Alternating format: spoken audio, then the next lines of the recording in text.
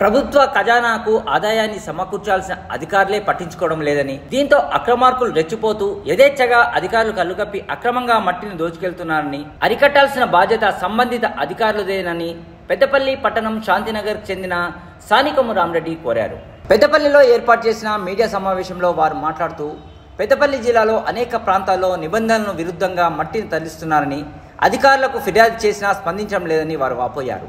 అక్రమంగా మట్టి తరలించే వాళ్ళు దాదాపుగా ఒక 20 మంది ఉన్నారు. ఇవాళ ఇక్కడ పెడితే రేపు ఇంకో చోట పెడతారు. అధికారులకు ఫోన్లు చేస్తే మా దగ్గర సిబ్బంది లేరు, నైట్ మేము రాలేము, ఈ ఆన్సర్లు వస్తుంది. 100 డైలీ కాల్ చేస్తే కొంతమంది పోలీసు వాళ్ళు స్పందిస్తున్నారు, కొంతమంది పోలీసు వాళ్ళు వంకర టింకర సమాధానం చెప్తున్నారు.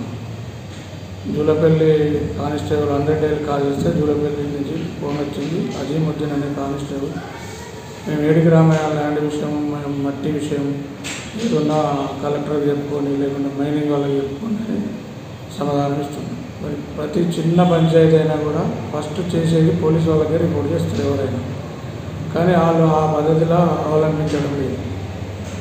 మైనింగ్ వాళ్ళకు చెప్తే వాళ్ళు ఏమన్నా మా దగ్గర సిబ్బంది లేదు, మేము ఆడవాళ్ళకి ఏం చేయలేము కదా రామరెడ్డి, మీరు పోలీస్కి ఇన్ఫర్మేషన్ ఇవ్వండి. ఎస్ఐలకు ఫోన్ చేస్తే నైట్ కూడా ఎస్ఐలు కొంతమంది ఆన్సర్ ఇస్తున్నారు, కొంతమంది ఆన్సర్ ఇవ్వట్లేదు.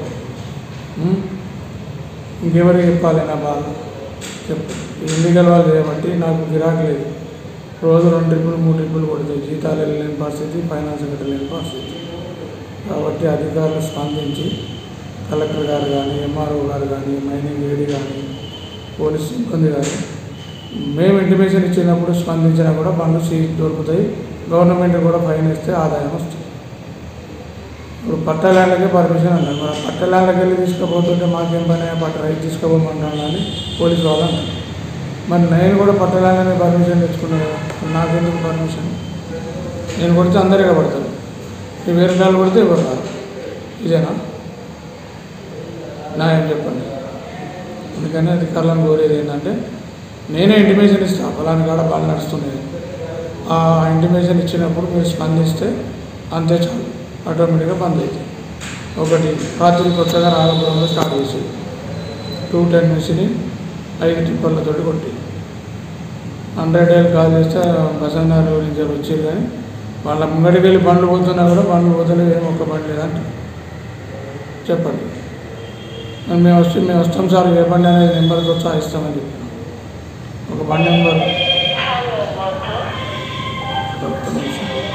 రాత్రి బండ్ల నెంబర్లు కనిపించకుండా నెంబర్ ప్లేట్ తీసేసి, సైడ్లో నెంబర్ ఉండదు, వెనకాల నెంబర్ ఉండదు, ముంగట నెంబర్ ఉండదు. అది ఎతకంగా ఒక బండి నుంచి నెంబర్ దొరికింది, పాసింగ్ కనిపించలే, 2680 టిప్పర్ నెంబర్. ఇంకా ఇటు లోకపేట సైడు కుదురుపాక నుంచి వెళ్ళి మట్టి తరలిస్తున్నారు. లోకపేట ఊరెమ్మటే, ఊరు ఇటు నుంచి పోతుంది, ఇటు నుంచి పోతుంటే ఎంట్రన్స్లోనే ఒక 1000 ట్రిప్పులు పడుతుంది అక్కడ.